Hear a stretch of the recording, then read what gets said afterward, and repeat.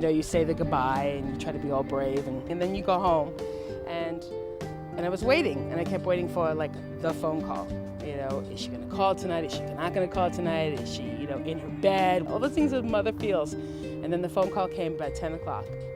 And the minute the phone rang, it was her. It was like, "Hey, Marge, what's up?" And she said, "Oh, it's great. We had a great day. I'm going to bed. I just called to say goodnight." And I went, that was it. It just sealed it. And then it's just been good ever since. It was like the first night that I turned off the monitor when she was a baby. You know they're there, you know they're safe, and you're like, okay, I just have to let it go. You come into a community that is a strong community already. It sets up an environment for learning, and most kids that you will see in a boarding school are focused on college. So if you're looking for a way to make sure your kids are thinking about their college education, put them in a school with lots of other kids who want the same thing. My boarding school experience was exceptional. It prepared me for college in the sense that I learned to be really independent. I learned to think. I learned to manage my time. I learned to be responsible. I learned to have adult relationships with faculty members.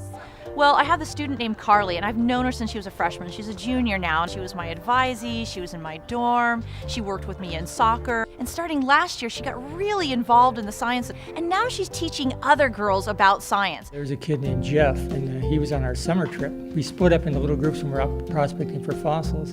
His group came back to camp, and he showed it to me, and it was the toe bone of a tyrannosaur. So immediately when I saw it, I said, wow, this is a tyrannosaur bone. And then we traced the bones up the hill to the side of a cliff, and then a bunch of bones were coming out. We've been working on that site for 4 years now.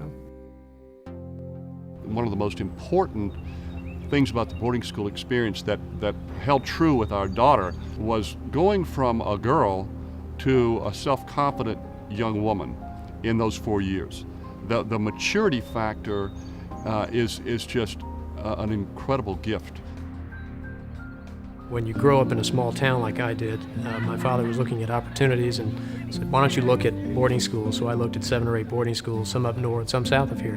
What I didn't know back then is how much it would help me now at the age of 45. The social contact that you have with others.